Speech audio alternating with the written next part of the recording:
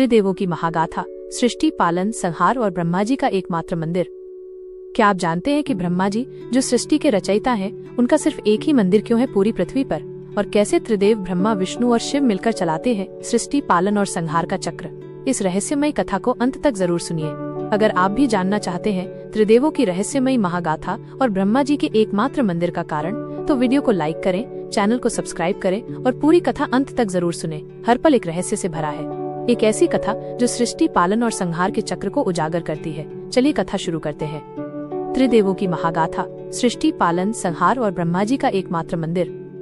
पौराणिक कथाओं का ये अद्भुत संसार हमें जीवन के गूढ़ रहस्यों को समझाता है, और इन्हीं में से एक है त्रिदेवों, ब्रह्मा, विष्णु और महेश, शिव की विराट गाथा।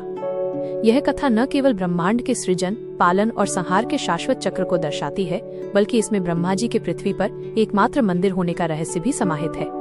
आदि का आरंभ, ब्रह्मा का सृजन और सरस्वती का प्रादुर्भाव। सृष्टि के आरंभ में जब केवल अंधकार और शून्य था, तब परम ब्रह्म की इच्छा से त्रिदेवों का प्राकट्य हुआ। इनमें से पहले थे भगवान ब्रह्मा, जिन्हें सृष्टि का रचयिता नियुक्त किया गया। ब्रह्मा जी ने जब ब्रह्मांड के निर्माण का कार्य शुरू किया, तो उन्हें ज्ञान, वाणी और कला की आवश्यकता महसूस हुई।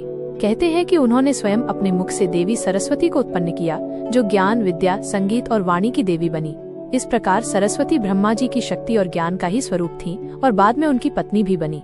उनका यह संबंध सृजन के लिए ज्ञान की परम आवश्यकता को दर्शाता है। सरस्वती ने ब्रह्मा जी को बुद्धि और विवेक प्रदान किया, जिससे वे व्यवस्थित रूप से सृष्टि की रचना कर सके। पुष्कर का यज्ञ और सरस्वती का क्रोध। लोक कल्याण के लिए ब्रह्मा जी ने पृथ्वी पर एक विशाल यज्ञ करने का निश्चय किया। इस पवित्र अनुष्ठान के लिए उन्होंने पुष्कर को चुना। यज्ञ का शुभ मुहूर्त निर्धारित किया गया और सभी देवी देवताओं व ऋषि मुनियों को आमंत्रित किया गया। यज्ञ आरंभ होने का समय हो चुका था, लेकिन देवी सरस्वती किन्हीं कारणों से वहां नहीं पहुंच पाई थी। यज्ञ के नियमों के अनुसार पत्नी के बिना कोई भी महत्वपूर्ण धार्मिक अनुष्ठान संपन्न नहीं हो सकता था। शुभ मुहूर्त निकला जा रहा था और ब्रह्मा जी चिंतित हो उठे। देवताओं की सलाह पर उन्होंने उसी स्थान पर उपस्थित एक गुर्जर कन्या गायत्री को अपनी अर्धांगिनी के रूप में स्वीकार कर यज्ञ आरंभ कर दिया। जैसे ही यज्ञ शुरू हुआ, देवी सरस्वती वहां पहुंच गईं। यज्ञ में अपनी जगह किसी और स्त्री को देखकर वे अत्यंत क्रोधित हो उठी। उन्होंने महसूस किया कि ब्रह्मा जी ने उनका घोर अपमान किया है। अपने क्रोध में सरस्वती ने ब्रह्मा जी को श्राप दिया, हे ब्रह्मा, तुमने मेरा अपमान किया है। तुम्हारी पृथ्वी पर कहीं पूजा नहीं होगी। तुम्हारे नाम से केवल इसी स्थान पर पुष्कर में ही तुम्हारा मंदिर होगा और कहीं नहीं। जो कोई भी तुम्हारे मंदिर का निर्माण करेगा, उसे भी बहुत कष्ट उठाने पड़ेंगे। इस श्राप के कारण ही ब्रह्मा जी का पृथ्वी पर एकमात्र प्रसिद्ध मंदिर राजस्थान के पुष्कर में है। जहाँ भी किसी ने ब्रह्मा जी का मंदिर बनाने का प्रयास किया, उसे अनेक बाधाओं का सामना करना पड़ा। श्राप का प्रभाव और त्रिदेवों का समाधान। सरस्वती के श्राप से ब्रह्मा जी व्यथित थे और देवगण भी चिंतित थे कि सृष्टि के रचयिता की पूजा न होने से ब्रह्मांड का संतुलन बिगड़ सकता है। तब भगवान विष्णु और भगवान शिव ब्रह्मा जी के पास आए। उन्होंने ब्रह्मा जी को सांत्वना दी। भगवान विष्णु ने कहा, हे ब्रह्मा, सरस्वती का श्राप अटल है, पर हर श्राप का एक समाधान भी होता है। समय के साथ उनका क्रोध शांत होगा और तुम्हारे महत्व को पुनः स्थापित किया जाएगा। उन्होंने आश्वासन दिया कि भले ही ब्रह्मा जी की सीधी पूजा न हो, वे त्रिदेवों में प्रमुख रहेंगे और सृष्टि के रचयिता के रूप में हमेशा पूजनीय रहेंगे। उनकी पूजा अप्रत्यक्ष रूप से अन्य देवी देवताओं की पूजा के माध्यम से होती रहेगी, क्योंकि सृष्टि का आधार वही है। भगवान शिव ने ब्रह्मा जी को अपनी तपस्या जारी रखने और लोक कल्याण के कार्यों में लीन रहने की सलाह दी। उन्होंने कहा कि समय ही हर घाव को भरता है। ब्रह्मा का निरंतर महत्व और सरस्वती का अनुग्रह। समय बीतने के साथ देवी सरस्वती का क्रोध भी शांत हुआ। उन्होंने समझा कि ब्रह्मा जी का यज्ञ लोक कल्याण के लिए था और गायत्री को स्वीकार करना उस समय की आवश्यकता थी। यद्यपि शाप वापस नहीं लिया जा सका, सरस्वती ने ब्रह्मा जी को ज्ञान के शाश्वत प्रवाह का आशीर्वाद दिया। इसका अर्थ था कि ब्रह्मा जी के माध्यम से ही ब्रह्मांड में ज्ञान, विद्या और कला का संचार होता रहेगा।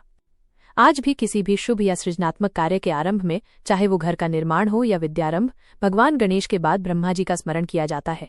ये इस बात का प्रतीक है कि सृष्टि के आरंभकर्ता के रूप में ब्रह्मा जी का महत्व कभी कम नहीं होता, भले ही उनके सीधे मंदिर कम हो।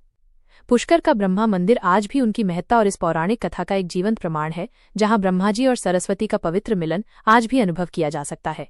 त्रिदेवों का शाश्वत चक्र, ब्रह्मा, विष्णु और शिव। ये ब्रह्मा जी की कथा हमें त्रिदेवों की समग्रता को समझने में मदद करती है। ब्रह्मा सृष्टि के रचयिता है, जो जीवन और ब्रह्मांड को अस्तित्व में लाते हैं। उनका कार्य पूर्णता और आरंभ का प्रतीक है। विष्णु सृष्टि के पालक और संरक्षक हैं। वे धर्म की रक्षा करते हैं और जब भी अधर्म बढ़ता है तो विभिन्न अवतारों जैसे रामकृष्ण में धरती पर आकर संतुलन बनाए रखते हैं। उनका शांत स्वरूप और उनका सुदर्शन चक्र धर्म और व्यवस्था का प्रतीक है। महेश शिव सृष्टि के संहार करता है, लेकिन उनका संहार विनाश नहीं बल्कि परिवर्तन और पुनर्जन्म का प्रतीक है। वे पुरानी व्यवस्थाओं को नष्ट करते हैं ताकि नई का निर्माण हो सके। वे योगी राज हैं जो वैराग्य, ध्यान और आत्मनियंत्रण के आदर्श हैं। उनके तीसरे नेत्र से ज्ञान की अग्नि प्रज्वलित होती है और उनका डमरू ब्रह्मांडीय लय को दर्शाता है। ये तीनों देवता एक दूसरे से अविभाज्य रूप से जुड़े हुए हैं। ब्रह्मा सृजन करते हैं, विष्णु उसका पालन करते हैं और शिव अंततः उसे बदलकर नए सृजन का मार्ग प्रशस्त करते हैं। ये चक्र लगातार चलता रहता है जो ब्रह्मांड की निरंतर गतिशीलता और संतुलन को दर्शाता है। ये त्रिदेवों की महागाथा हमें जीवन के सृजन, संरक्षण और परिवर्तन के गूढ़ अर्थ को समझने में मदद करती है। अगर आपको त्रिदेवों की ये दिव्य और रहस्यमयी कथा पसंद आई हो तो वीडियो को लाइक करें, चैनल को सब्सक्राइब करें और कमेंट में हर हर महादेव जरूर लिखें।